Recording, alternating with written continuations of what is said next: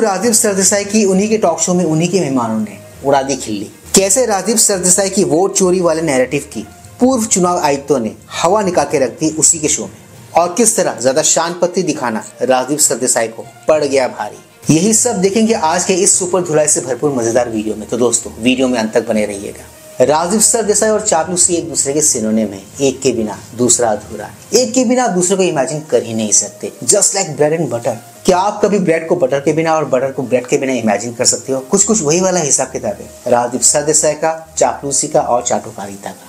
ये भाई जिस इकोसिस्टम, जिस तंत्र का एक छोटा मोटा प्यादा है, एक छोटा मोटा हिस्सा है, उसका वोट चोरी को लेके क्या कहना है, क्या मानना है, ये तो हम इन दिनों देख ही रहे हैं, सुन भी रहे हैं। अगर आप ये सोच रहे हो कि ये इनका इकोसिस्टम, इनका तंत्र ऐसा क्यों कर रहा है, ऐसा काहे कर रहा है, तो इसका जवाब मैं आपको दे देता हूँ। ये कुछ नहीं कर रहे, ये बस अपने मालिक, अपने आका की कही गई बातों को ब्लाइंडली फॉलो कर रहे हैं, ब्लाइंडली उसका अनुसरण कर रहे हैं और कुछ नहीं। उनके मालिक ने कह दिया मतलब कह दिया। क्रॉस टॉक, क्रॉस क्वेश्चन के लिए कोई जगह नहीं है वहां पर। जो भी कोई क्रॉस क्वेश्चन पूछता है उसको बाहर का रास्ता दिखा देते हैं, जैसा कि हमने कर्नाटका में हाल ही में होते हुए देखा। वो एक कहावत आप सबने सुन रखी है ना, बॉसेस आर ऑलवेज राइट। ये वाली कहावत राजीव सरदेसाई के इकोसिस्टम पर एकदम फिट होकर बैठती है। रीजन भी ये लोग जरा भी क्रॉस क्वेश्चन नहीं पूछते अपने मालिकों को। सिंपल सा फॉर्मूला है दोस्तों इन सबका, और वो ये कि अपने मालिक की कही गई बातों को ब्लाइंडली फॉलो करो, उस पर सवाल जवाब ज्यादा मत करो। दरबारी लोग क्या करते हैं? यही करते हैं। इसलिए इन लोग हम दरबारी कहते हैं, इनको चमचे कहते हैं, इनको हम चापलूस कहते हैं। और आपको तो पता ही कि दरबारियों का दरबार में क्या रोल होता है। चुपचाप खड़े रहो,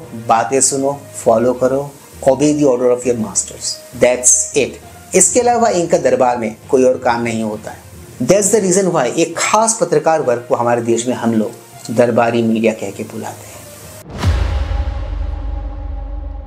please like, share, subscribe YouTube channel ताकि हम ऐसे कंटेंट्स बनाते रहें और हमारा ये कंटेंट ज्यादा से ज्यादा लोगों तक पहुंचे। तो दोस्तों ज्यादा वक्त ना गवाते हुए let's go back to the topic then. दोस्तों अगर आपको ये बात पता नहीं तो आपको पता होनी चाहिए कि वोट चोरी, वोट थेफ्ट एक फेवरेट वर्ड है किसका? हमारे देश का विपक्ष का। उनको फॉलो करने वाले, उनको ब्लाइंडली सपोर्ट करने वाले एक तंत्र का। अब लोगों के सामने हार के लिए कोई तो वजह बतानी होगी ना कि वो हार क्यों रहे हैं बार बार और इतनी बुरी तरह हार क्यों रहे हैं। तो उन्होंने वजह पहले से निकाल के रख ली है। इन शॉर्ट उन्होंने पहले से तैयारी कर रखी है। उनको पता है कि वो हारने वाले हैं, तो उन्होंने पहले से एक नैरेटिव बना के रखा हुआ है। भाई अगर हम हारते हैं तो हमारे हार की वजह वोट चोरी होगी, वोट थेफ्ट होगी। Simple as that. जीत गए तो सिर्फ चंगासी, और अगर हार गए तो ईवीएम में खोट है, वोट चोरी हुई है, वोट थेफ्ट हुआ है। सिंपल सा लॉजिक है दोस्तों, इसमें इतना रॉकेट साइंस लगाने की जरूरत नहीं है। दिमाग लगाओ, लॉजिक लगाओ, आपको आंसर अपने आप मिल जाएगा। और विपक्ष के इस प्लान को एम्पलीफाई करने का सोशल मीडिया पे, टीवी पे, डिबेट्स पे, हर तरफ हर जगह कौन काम करते हैं विपक्ष के अलावा? वो है इनको सपोर्ट करने वाला तंत्र, दरबारी मीडिया, राजीव सरदेसाई जैसे लोग। ये लोग क्या करते हैं? ये उनके वॉइस को एम्पलीफाई करते हैं, इनफैक्ट फैलाने का काम करते हैं। कभी आपने एक बार सोचिए कि दूसरों को तो ये लोग बड़े ही आराम से, बड़े ही मजे से गोदी मीडिया कहकर संबोधित करते हैं, गोदी मीडिया कहकर बुलाते हैं। बट असल गोदी मीडिया कौन है? असल गोदी मीडिया कोई और नहीं है, यही लोग हैं। ये लोग भी तो किसी और के लैब पर जाके बैठे हुए हैं, और इसी बात को ये लोग बहुत ही कन्वीनियंटली नहीं बताते हैं, नहीं बोलते हैं। बट स्टिल लोग तो समझदार हैं। हमारे देश की जनता बहुत ही चालू, उनको सब पता है कि ये लोग किस धर्रे पर काम कर रहे हैं, किस धर्रे पर चल रहे हैं। इसलिए हम इनको दरबारी मीडिया ऐसे ही नहीं बुलाते हैं, इनकी हरकतों के चलते, इनकी हरकतों की वजह से बुलाते हैं। तो दूसरों को गोदी मीडिया कहने वाले ये लोग असल में कौन है आपको पता है? ये लोग हैं डॉगी मीडिया। इसी किस्म का और इस टाइप का एक प्रपंच करते हुए हमने इनको देखे हालिया टॉक शो में, जहां पर इन्होंने कुछ गेस्ट बुलाए थे, पूर्व चुनाव आयुक्तों को बुलाए थे इन्होंने, ताकि वोट चोरी पर वो अपनी राय दे सके। राय क्या दे सके? उनका एम था कि वोट चोरी को वहां पर एकदम स्टैब्लिश करना है कि हाँ भाई वोट चोरी इस देश में होती है। That was the aim, that was the agenda of that particular talk show. But उस टॉक शो में एग्जैक्टली आपको पता है क्या हो गया? उस टॉक शो में हो गया एकदम उल्टा। राजीव सरदेसाई भाई साहब जो नैरेटिव रखने की कोशिश कर रहे थे, वो नैरेटिव की पूर्व चुनाव आयुक्तों ने हवा निकाल के रख दी। उनका ये वाला प्रपंच, उनका ये वाला गेम प्लान उन्हीं पे भारी पड़ गया। उसी टॉक शो में, लाइव शो में वो अपनी बेइज्जती करवाते रहे और पूर्व चुनाव आयुक्त इनके नैरेटिव की हवा निकालते रहे। जी हाँ दोस्तों, वही हुआ उस टॉक शो। तो मेरी तरह अगर आप सभी राजीव सरदेसाई का बाजा किस तरह बजा उस टॉक शो में, ये देखना चाहते हो तो उसके लिए आज का वाला वीडियो देखते हैं, पूरा का पूरा देखते हैं। Take a look. Are elections in India free and fair, or is there vote chori? Thank you very much. I think elections in India are by and large fair. Elections in India are by and large fair. The track record will prove that. As far as the expression vote chori is concerned, I think it is a political expression. Commission is transparent. the electoral roll is not put in digital format because of the fear of hacking, and our database has to be protected because that is sacrosanct for any election. Second thing about CCTV footage. भाई का तो खुश हो गया. For this purpose, because it only records the events which lead to the polling, and that is done to redress the grievances of that day.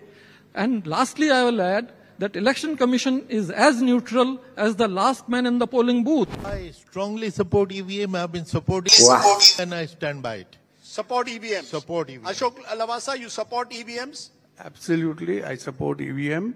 Although what I would say is that we should not be complacent that every system is always foolproof. भाई का narrative उड़ गया. To scrutinize your own procedures and system should be ongoing. Mr. Rawat, do you support EVMs? Within the Election Commission's administrative and security system, EVM is the safest bet. तो देखा दोस्तों, इसको कहते हैं पैर पे कुल्हाड़ी मारना. एक कहावत मैंने सुनी थी कि पैर पे किसी ने कुल्हाड़ी मार ली. आज मैंने ठीक इसको उलट होते हुए देखा. किसी ने कुल्हाड़ी पर ही जाकर पैर मार दी, और वो किसी कोई और नहीं, हमारे अपने भाई साहब राजीव सरदेसाई जी हैं. मुझे नहीं पता कि इन भाई साहब को जलील होने में, फजीहत करवाने में क्यों इतना मजा आता है, क्यों ये अक्सर अपनी फजीहत करवाते रहते हैं, जलील होते रहते हैं. बट स्टिल ये अपनी हरकतों से बाज नहीं आते. ये भी एक इंटरेस्टिंग बात है इनको लेकर, इनके बारे में.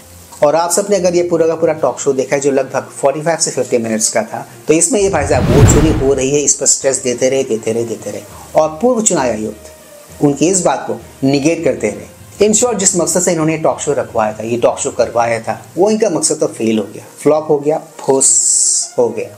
इस टॉक शो और राजीव सरदेसाई को देखकर मुझे वो वाली बंदी याद आ गई जो अपने वन साइडेड लवर के प्रपोजल को बार बार रिजेक्ट करती है. अलग अलग कारण देकर रिजेक्ट करती है, मगर रिजेक्ट करती है. बॉटम लाइन यही है कि उसने रिजेक्ट किया. और इस केस में अगर वो one sided lover Rajiv Sardesai है, तो हमारे चुनाव आयुक्त वो वाली बंदी है जो उनकी बातों को खारिज करते रहे, रिजेक्ट करते रहे. समझो दोस्तों, भावनाओं को समझ जाओ. राजीव सरदेसाई का ये वाला गेम प्लान और ये वाला दांव तो फूस हो गया, फ्लॉप हो गया. चुनाव आयुक्तों ने उन्हें फ्लॉप कर दिया. But I am sure and I guarantee कि ये भाई फिर से ऐसी कोई हरकत भविष्य में जरूर करेंगे, और बहुत जल्द करेंगे, क्योंकि बिहार इलेक्शन अभी हुए नहीं है, होने अब बाकी है. तो नैरेटिव बनाना है ना इनको, तो ये भाई साहब ऐसी हरकत फिर से करेंगे. ये बात आप लिख के रख लो. Now you all might be thinking कि ऐसा कैसे कर लेंगे, राइट? सिंपल सी बात है दोस्तों, ये एक नई पर्सपेक्टिव का आड़ लेके आएंगे, नए लोगों से बातें करेंगे, अलग अलग लोगों से बातें करेंगे, क्योंकि पूर्व चुनाव आयुक्तों ने तो इनकी बातों को तो नकार दिया ना, तो उनको तो लाके फायदा होगा नहीं. तो ये नए लोगों को लेके आएंगे, नए लोगों को ये लोग प्लांट करेंगे, उनकी बातें सुनेंगे, जो बट ऑब्वियस एंटी बीजेपी होगी, एंटी मोदी होगी और प्रो राहुल गांधी होगी. इन शॉर्ट, ये लोग फिर से मैन्युफैक्चर करने की कोशिश करेंगे इसी पर्टिकुलर मरे हुए नैरेटिव को, जिसकी कोई से नहीं है, कोई पूछ नहीं है इन दिनों भारत में. अभी किसी एक मुद्दे के सहारे विपक्ष को चुनाव तो लड़ना है ना, और इन जैसे दरबारियों को एक नैरेटिव भी तो पेश करना है. कैसे करेंगे? उसके लिए वोट चोरी, वोट थेफ्ट से बेहतर कोई ऑप्शन हो सकता है क्या? ये लोग वोट चोरी, वोट थेफ्ट नाम की नींबू को तब तक निचोड़ेंगे जब तक उसका पूरा का पूरा रस ना निकल जाए. और शमशो की यही वाली बात मुझे बहुत अच्छी लगती है, बहुत मुझे पसंद आती है. वो ये कि कुछ भी हो जाए किसी भी सिचुएशन में, अपने मालिक का वो लोग साथ नहीं छोड़ते. खैर, इनको, इनके तंत्र को और इनके तंत्र में बिलोंग करने वाले लोगों को उनकी नई वाली कोशिश मुबारक. आप कोशिश करते रहिए और हारते रहिए. तो दोस्तों, आज के इस मजेदार वीडियो में सिर्फ इतना ही. मैं मिलूंगा आप सबके साथ अपने अगले ब्लॉग में. And yes, do not forget to like, share, subscribe YouTube channel. इससे हमें शक्ति मिलती है, इससे हमें ताकत मिलती है और इससे हमें मोटिवेशन मिलती है. कीप स्माइलिंग दोस्तों.